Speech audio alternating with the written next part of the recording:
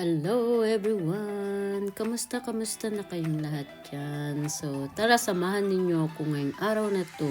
Today is Sunday. So, hulaan nyo kung bakit ganyan ang kulay ng aking omelette. Kasi is peanut omelette. So, tara magpirito tayo ng peanut omelette ngayong araw na to.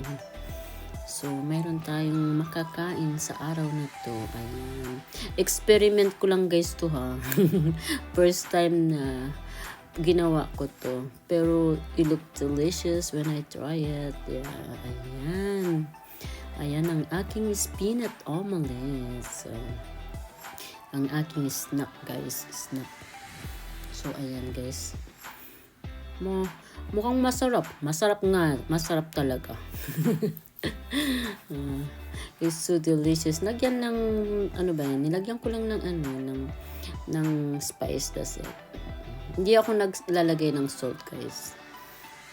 Hindi ako naglalagay ng salt sa mga pagkain. So kasi in spice mayroon na silang mga asin, so ayan. So wala na akong dinadagdag kundi yan lang. So ayan. Samahan ninyo ako. Ang araw na to ay magluto tayo ng magluto. Tingnan natin kung ano ang ini-next natin na lulutuin. So, ayan guys, ang aking peanuts omelette. It's so delicious guys. Nag-try ako. So, ngayon, ang isusunod nating lutuin, mag-fry tayo ng garlic, mag-saute tayo ng garlic with mushroom. Ayan na yung garlic and mushroom.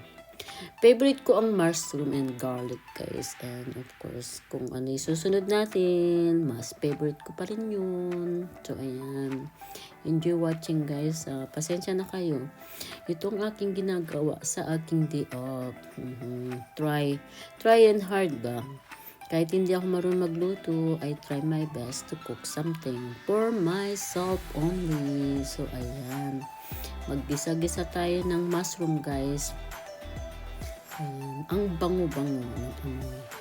Ayan. So, ayan. Malapit na maluto. So, ilalagay na natin ang next. So, blinans ko yung yung green beans like pinakuluan ko yung tubig na mainit. Tapos, inulog ko siya mga 5 minutes lang. Tapos, hinaon ko kaagad. Tapos, nilagyan ko ng nagay ko sa tubig and ice. Ayan, na malamig. So, ayan. So, naglalagay na ako ng spice, guys. So, ayan. So, ito na ang aking snack. Cucumber and omelette and red radish. So, ayan. Nagluto na rin ako ng kanin. So, ayan, malapit na matapos ang luto ng kanin.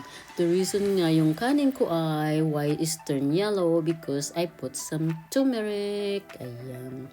So, next, maggisa tayo ng sibuyas. Maggisa tayo ng sibuyas. So, ang susunod dyan ay turkey, ground turkey. So, ayan, maggisa tayo ng ground turkey, guys. So, until turn brown. Ayan. Ayan, nagisa-gisa-gisa. Of course. Mahilig ako sa turkey. Instead, ground pork, I use ground turkey. That's my favorite. And nothing else. Ayan, ang ground turkey ko guys, naginisa ko with, nagyan ko na ng spice. And of course, nilagyan ko yung yung green na yan guys, yan? Pampabang. Ano ba tawag yan? Nakalimutan ko tuloy kung ano. So, ayan na guys.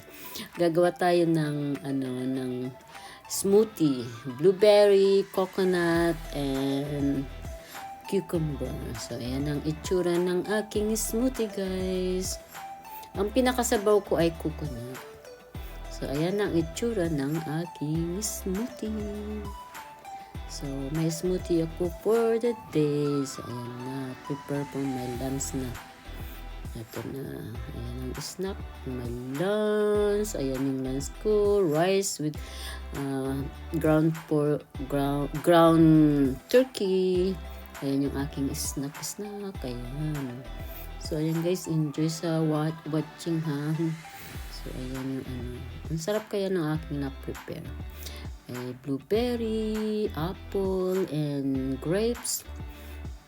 Ito naman, nagluto si daughter ng bread. Oh, of course, mahilig siya sa pag-bake. So, ayan. Of course, nagluto ako. Sinamahan ko na at sinama ko na sa aking vlog ang kanyang pagluluto ng pressed bread. Ayan. Ang galing niya, guys. Ang sipag niya. Masipag siya. Ang hilig niya. Kaya yan. So, kung nakita niyo yung last vlog ko na marami akong biniling flour. So, kasi mahilig siya. Ayan. Homemade bread by my daughter. Ayan. So, thank you for watching, guys. God bless us all. Please like, subscribe, and bell the button. Okay, thank you. Have a good day. Bye.